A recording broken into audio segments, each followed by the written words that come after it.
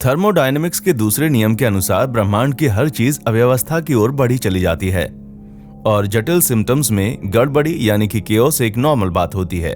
तो स्वाभाविक रूप से आप उम्मीद करेंगे कि ब्रह्मांड में चीजें तितर-बितर होंगी और फिर भी हमें कई जगह क्रम देखने को मिलता है। मेट्रोनम्स का सिंक्रोनाइज होना, चंद्रमा की परिक्रमा का टाइमिंग परफेक्ट होना, जुगनुओं का बारी बारी चमकना और यहाँ तक कि आपके दिल की धड़कन का नियमित होना। प्रकृति की बेकायदा होने की प्रवृत्ति के बावजूद ये सारी चीजें इतनी नियमित कैसे हैं? 10 जून 2000 को लंदन की थेम्स नदी पर मिलेनियम ब्रिज नाम के एक नए फुटब्रिज की उद्घाटन बड़ी धूमधाम से की गई थी, लेकिन जैसे ही पुल पर भीड़ जमा हुई वो आगे पीछे होकर डगमगाने लगा। पुलिस ने पुल पर लोगों का जाना प्रतिबंधित कर दिया, लेकिन इसका नतीजा ये हुआ कि लंबी लाइनें लगने लगीं और डगमगाना वैसे ही जारी रहा। 2 दिन बाद जिस पुल को 18 मिलियन पाउंड की लागत से बनाया गया था, पूरी तरह से बंद कर दिया गया और अब यह अगले 2 वर्षों तक नहीं खुलने वाला था। तो ऐसी क्या गड़बड़ी हो गई थी? ये लंबे समय से ज्ञात है कि पुलों को पार करते समय सेनाओं को कदम ताल तोड़ देना चाहिए और ये बात सन 1831 की एक दुर्घटना के बाद पता चली थी, जब 60 राइफल कॉर्प्स के 74 सैनिक उत्तरी इंग्लैंड में ब्रॉटन सस्पेंशन पुल को मार्च करके पार कर रहे थे। ये उनके सिंक्रोनाइज कदम ताल के कारण ढह गया था। 60 लोग नदी में गिर गए, जिसमें 20 घायल हुए और कईयों की हड्डियां टूटी। सौभाग्य से किसी की जान नहीं गई, लेकिन इसके बाद ब्रिटिश सेना ने सभी सैनिकों को आदेश दिया कि वे पुल पार करते समय कदम ताल तोड़ दें। अभी मिलेनियम ब्रिज पर चलते हुए लोगों को जरा देखिए, इनमें से ज्यादातर कदम मिलाकर चल रहे हैं। ये एक सेना का हिस्सा नहीं है, बल्कि आम जनता है, अनजाने लोग हैं। तब फिर भी ये साथ क्यों चल रहे हैं? और एक आधुनिक पुल को इस तरह की पैदल भीड़ को संभालने के लिए डिजाइन क्यों नहीं किया जा सकता है? खैर, इसे समझने के लिए हमें वापस जाना होगा 350 साल पीछे। 1656 में प्रसिद्ध डच भौतिक विज्ञानी क्रिश्चियन huygens ने काम करने वाली पहली पेंडुलम घड़ी बनाई। उनका लक्ष्य था नाविकों को यह पता लगाने में मदद करना कि वे पृथ्वी के किस स्थान पर हैं। लैटिट्यूड को तो सूरज या सितारों की स्थिति को मापकर आंका जा सकता है, लेकिन लॉन्गिट्यूड के लिए आपको किसी निश्चित स्थान जैसे कि आपका बंदरगाह पर क्या समय है ये जानना जरूरी होता है। लेकिन उस समय की घड़ियां हर दिन लगभग 15 मिनट आगे पीछे हुआ करती थीं, इसलिए इसमें इनका कोई काम नहीं था।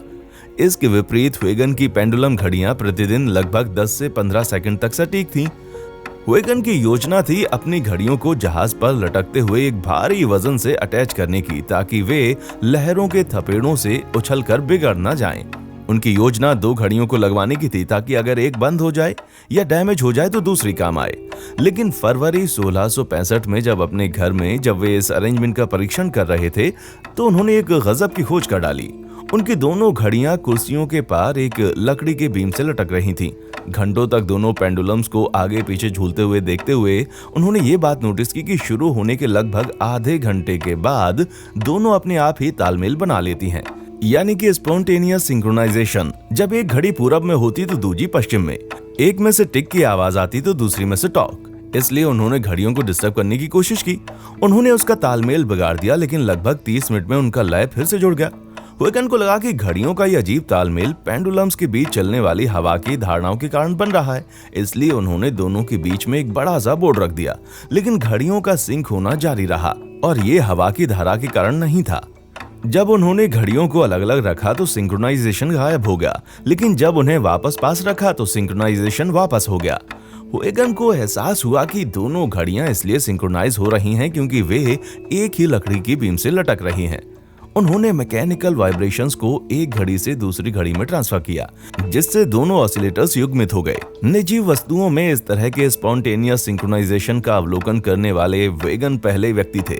जो कुछ भी हुआ उन्होंने गुणात्मक रूप से उसका वर्णन किया, लेकिन वैज्ञानिकों को सिंक्रोनाइजेशन की एक कठिन थ्योरी का गठन करने में कुछ और दशक लग गए। आज की इस वीडियो में आपको बहुत कुछ सीखने को मिलेगा, तो इसलिए इस वीडियो को पूरा देखें। आपने वो डेमो तो देखा होगा जिसमें कई मेट्रोनम्स को एक हल्के डगमगाने वाले प्लेटफॉर्म पर रखकर उन्हें बिना सिंक के शुरू किया जाता है। ये जितना दिखता है उससे ज्यादा मुश्किल है। ये सच में काफी ज्यादा मुश्किल है, लेकिन जब आप इसे चलाने में कामयाब हो जाते हैं तो ये जादुई लगने लगता है।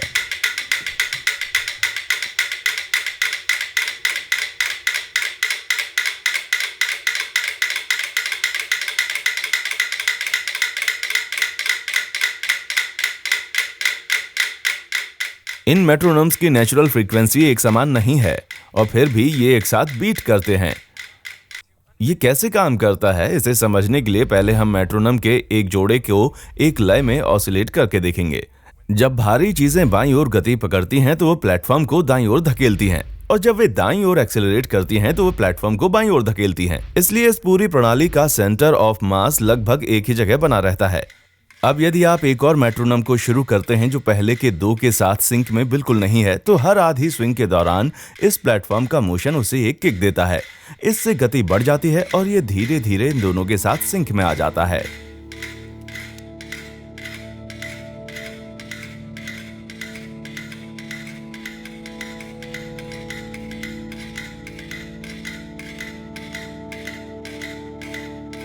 ये हमेशा काम करता है, आप चाहे जितने भी मेट्रोनम से ट्राई कर लें, प्लेटफॉर्म उसी दिशा में जाएगा जहां ज्यादातर मेट्रोनम इसे धकेल रहे हैं।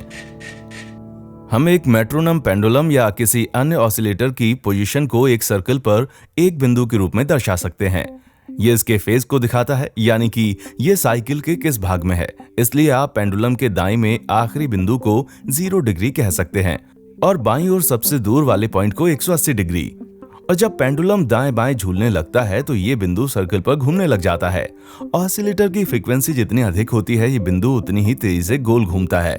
तो ये अलग अलग फ्रीक्वेंसी वाले दो मेट्रोनम को दर्शाता है, और ये एक ही फ्रीक्वेंसी वाले दो ऐसे मेट्रोनम को दर्शाता है जो अलग अलग फेज में हैं। जब मेट्रोनम फेज में सिंक्रोनाइज होते हैं तो उनके डॉट सर्कल पर साथ साथ घूमते हैं। हम इस चित्रण का उपयोग उस गणितीय मॉडल को दर्शाने के लिए कर सकते हैं जिससे सिंक्रोनाइजेशन के व्यवहार का पता चलता है। इसे कुरोमोटो मॉडल कहा जाता है। इसके अनुसार प्रत्येक बिंदु के सर्कल के चारों ओर घूमने की दर उसकी प्राकृतिक फ्रीक्वेंसी के बराबर होती है, साथ ही कुछ संख्या जो उसकी दूसरे बिंदुओं से दूरी के बारे में है, और उस टर्म की साइज उसकी युग्मित यानी कपल होने की शक्ति से निर्धारित होती है।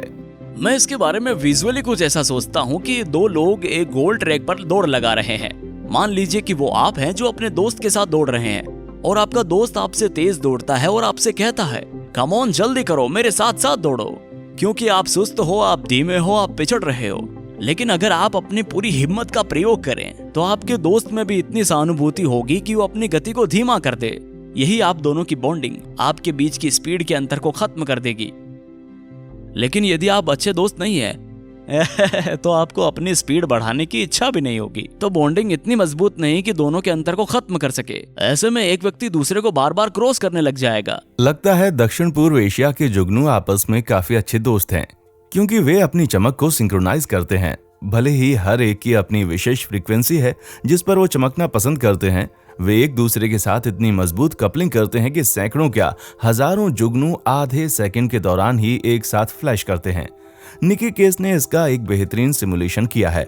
आप अलग अलग जुगनुओं से शुरू कीजिए जो अकेले ही चमक रहे हैं, और फिर आप उनके बीच के व्यवहार पर ध्यान देना शुरू कीजिए। अब कुरोमोटो मॉडल के अनुसार हर जुगनू का हर दूसरे जुगनू पर प्रभाव पड़ेगा, लेकिन इस सिमुलेशन में हर जुगनू केवल अपने पड़ोसियों से ही प्रभावित होता है। यदि ये अपने आसपास फ्लैश होता हुआ देखता है तो वो अपनी आंतरिक घड़ी को थोड़ा सा आगे कर देता है ताकि वो भी थोड़ी जल्दी फ्लैश करना शुरू कर दे। अब इसमें सबसे गजब की बात यह है कि ये तालमेल है तो छोटी दूरी पर और छोटे पैमाने पर, लेकिन धीरे धीरे आपको जुगनू में चमक की लहरें दौड़ती हुई दिखाई देंगी और आखिरकार वे सब एक साथ चमकना शुरू कर देंगे। आप सोच रहे होंगे कि यदि आप कपलिंग को बढ़ा देंगे तो आपको धीरे धीरे एक ऐसा सिस्टम मिल जाएगा जो अधिक से अधिक सिंक्रोनाइज होगा, लेकिन ऐसा नहीं होता है। ये कुछ वैसा ही है जैसे तापमान गिरा देने से पानी अचानक बर्फ नहीं बन जाता। आप तापमान कम करते रहिए फिर भी ये लगातार पानी ही बना रहेगा। फिर जैसे ही इसका तापमान एक विशेष पॉइंट पर आएगा तो सारे मॉलिक्यूल अचानक ही अपनी अवस्था बदलने लग जाएंगे और वे लिक्विड से सॉलिड में बदल जाएंगे। तो ये एक उसी तरह का स्पेस वर्जन है बजाय कि टाइम वर्जन के। जब वे कपलिंग के एक विशेष लेवल को पार कर लेते हैं तो अपने फेजेस को समय के दौरान वो लॉक कर लेते हैं। उसी बिंदु पर क्रिस्टलाइजेशन हो जाता है और इसी घटना को हम सिंक्रोनाइजेशन कहते हैं। ये है बुडापेस्ट में दर्शकों की एक भीड़ जो एक प्रदर्शन के बाद तालियां बजा रही है, लेकिन इसके बाद जो हुआ वो अपने आप हुआ। इन्हें किसी के द्वारा निर्देशित नहीं किया जा रहा है। देखते हैं आप फेज में बदलाव को देख पाते हैं या नहीं।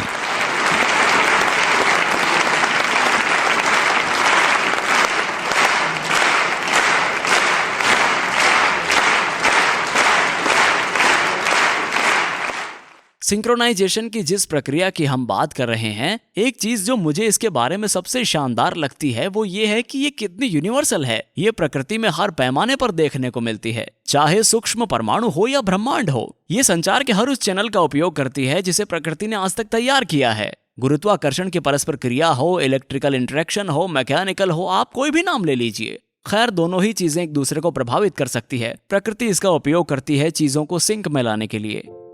उदाहरण के लिए हमारे अपने चंद्रमा को ही ले लीजिए। हम केवल इसका एक ही पक्ष देख पाते हैं क्योंकि ये जितनी बार पृथ्वी की परिक्रमा करता है उस हर चक्कर में ये ठीक एक बार अपनी धुरी पर घूमता है। हम कहेंगे कि ये पृथ्वी से ज्वारीय स्तर पर लॉक हो गया है।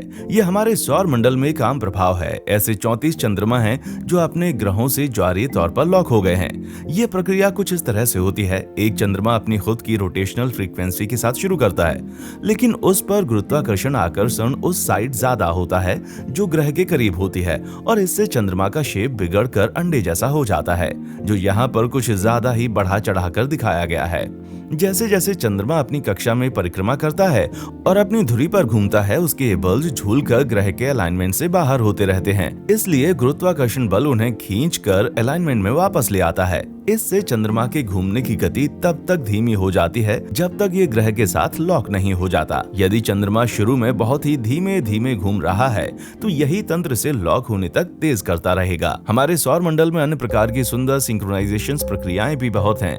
बृहस्पति के सबसे अंदरूनी 3 चंद्रमा आईओ, यूरोपा और गैनीमेड न केवल उस ग्रह से ज्वारीय तौर पर लॉक हैं, बल्कि वे एक दूसरे के साथ 1:4 के रेशो के ऑर्बिटल रेजोनेंस में भी हैं। गैनीमेड जब जुपिटर की एक परिक्रमा करता है उतने समय में यूरोपा 2 बार चक्कर लगा लेता है और आईओ 4 बार। 1950 के दशक में कुछ रूसी रसायन शास्त्रियों ने एक ऐसी रासायनिक प्रतिक्रिया ढूंढने की कोशिश की जो एक पेंडुलम के केमिकल एनालॉग की तरह दोलन करेगी। अर्थात क्या कोई ऐसी प्रतिक्रिया हो सकती है जो बारी बारी से बिना रुके नीले और नारंगी रंगों में बदलती रहे? आप भोलेपन में कह सकते हैं कि असंभव है, क्योंकि थर्मोडायनामिक्स में ऐसे सिद्धांत हैं जो कहते हैं कि समय के साथ बंद सिस्टम अपनी एंट्रोपी बढ़ाते रहते हैं और वे धीरे धीरे संतुलन में आ जाएंगे। लेकिन केमिस्ट्री या थर्मोडायनामिक्स में ऐसा कोई सिद्धांत नहीं है जो ये कहे कि संतुलन की ओर बस एक जैसे ही जाया जा सकता है। इसमें तो ऑसिलेट करते हुए धीरे धीरे संतुलन की तरफ बढ़ा जा सकता है। ये ठीक वही चीज है जो बोरिस बेलोसोव और बाद में एनाटोल झोबिन्स्कीज ने खोजी थी। इसलिए इस प्रतिक्रिया को बेलोसोव-झोबिन्स्कीज या बीजी रिएक्शन के रूप में जाना जाता है। मैंने इसे तेज कर दिया है क्योंकि ये रंगों के बीच आधे घंटे या अधिक तक दोलन करता रहेगा। अब ये बर्न्ड नारंगी पर अधिक समय बिताता है, इसलिए मैंने उन हिस्सों को और अधिक तेज कर दिया है। ये बहुत शानदार है, और इन रासायनिक प्रतिक्रियाओं को रसायनों जैसे रंगों में पीरियोडिक बदलाव करते हुए देखना एकदम चौंकाने वाला है। ये घड़ी के पेंडुलम की तरह बर्ताव कर रहा है। तो हिलाकर किए गए रिएक्शन का ये फायदा है कि आपको वास्तव में सामूहिकता का बोध होता है। जब आप अरबों खरबों और उससे भी कई गुना ज्यादा अणुओं को एक साथ एक समान क्रिया में देखते हैं, लेकिन दूसरी तरफ यदि आप इसको हिलाते नहीं हैं और बीजी रिएक्शन को केवल एक पेट्री डिश में होने देते हैं, तो आपको कुछ और शानदार चीजें देखने को मिलेंगी। मुझे लगता है कि वो चीज ये होगी कि आपको रंगों की स्पाइरल लहरें या टारगेट पैटर्न दिखेंगे। रंगों के फैलते हुए घेरे जो लिक्विड में दौड़ रहे हैं। मैं इस बात पर जोर देना चाहूंगा कि लिक्विड खुद नहीं चल रहा है। ये किसी तालाब की सतह पर दौड़ती छोटी लहरों की तरह नहीं है। पानी थमा हुआ है, बस केमिकल कंसंट्रेशन थमे हुए नहीं है।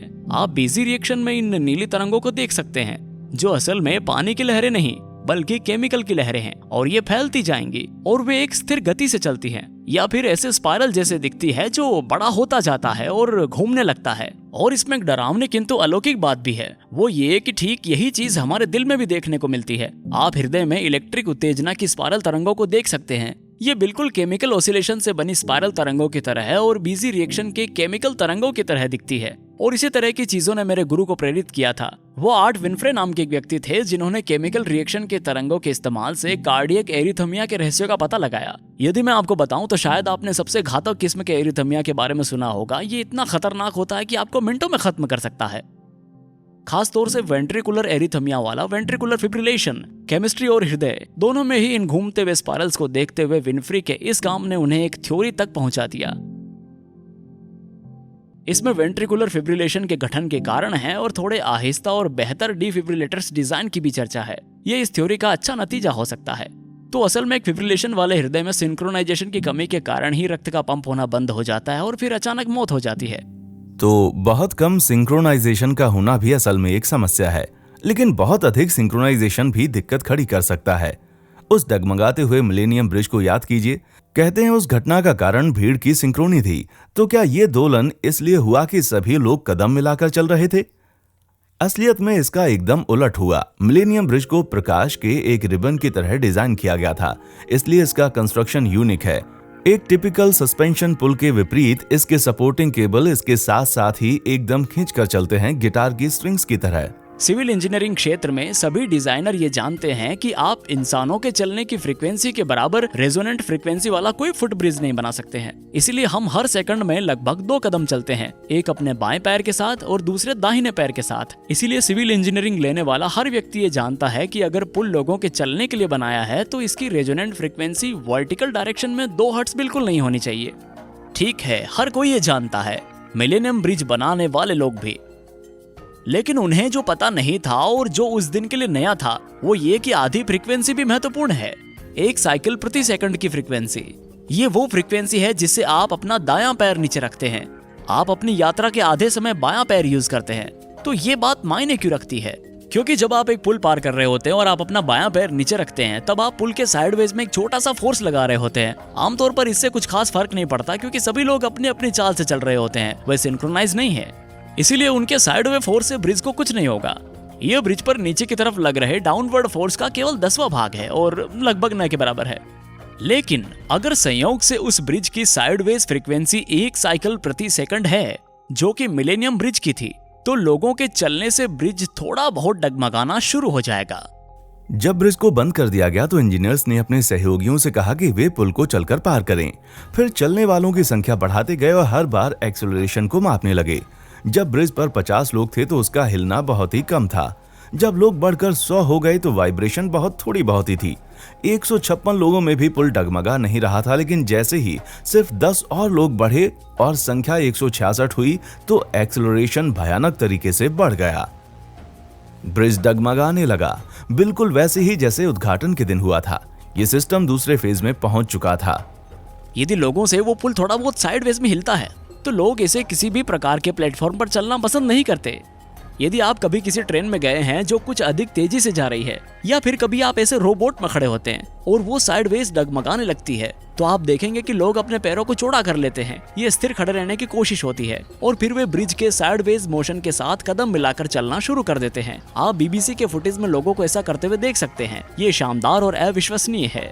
तो मतलब लोगों के सिंक में चलने के कारण ब्रिज नहीं डगमगाया, बल्कि ब्रिज के डगमगाने के कारण लोग सिंक में कदम मिलाते हुए चलने लग गए। और इसीलिए लोग अजीब ढंग से पेंगुइन की तरह चलने लगे और जैसे ही उनके कदम ब्रिज के साथ मोशन के तालमेल में आए, वे अनजाने में ही ब्रिज में और एनर्जी डालने लग गए, जिससे इसका डगमगाना और खतरनाक हो गया। और इस तरह से भीड़ के चलने और पुल के हिलने के बीच एक पॉजिटिव फीडबैक यानी लूप चक्र बन गया। इससे पुल और ज्यादा हिलने लगा, जिसकी वजह से लोग ब्रिज के साथ और कदम मिलाने लग गए। एक बार समस्या पकड़ में आ गई तो उनके लिए इसकी कपलिंग की शक्ति कमजोर करके प्रॉब्लम का निराकरण करना आसान हो गया। उन्होंने एनर्जी को बिखेर देने वाले डैम्पर्स पूरे पुल में लगा दिए। ये एक जबरदस्त शर्मिंदगी वाली बात थी और पुल की मरम्मत के लिए कई मिलियन पाउंड खर्च हुए। विज्ञान में हम रिडक्शन करने का पालन करते हैं। हमारे सभी विज्ञान के पाठ्यक्रम हमें समस्या को हल करने का तरीका ये बताते हैं कि उसे छोटे भागों में बांटो और उसका विश्लेषण करो। विज्ञान की हर शाखा में हमें इससे अभूतपूर्व सफलताएं मिली है। लेकिन आज विज्ञान की जो महान सीमा है, उसमें हमें सारे भागों को वापस जोड़कर संपूर्ण सत्व को समझने की कोशिश करनी होगी। यह कॉम्प्लेक्स सिस्टम का क्षेत्र है। इसलिए हम अपने इम्यून सिस्टम को, हमारी चेतना को और यहाँ तक कि अर्थव्यवस्था को भी हम अच्छी तरीके से नहीं समझ पाए हैं। लगता है जैसे पूरा सत्व अपने हिस्सों की जोड़ से ज्यादा है। यही वो घिसी-पिटी कहावत है जिसने मुझे अपने पूरे शोध करियर में प्रेरित किया है। मैं जानना चाहता हूं कि आप किसी सत्व के भागों के गुणों को जानते हुए पूरे सत्व के गुणों को कैसे समझेंगे।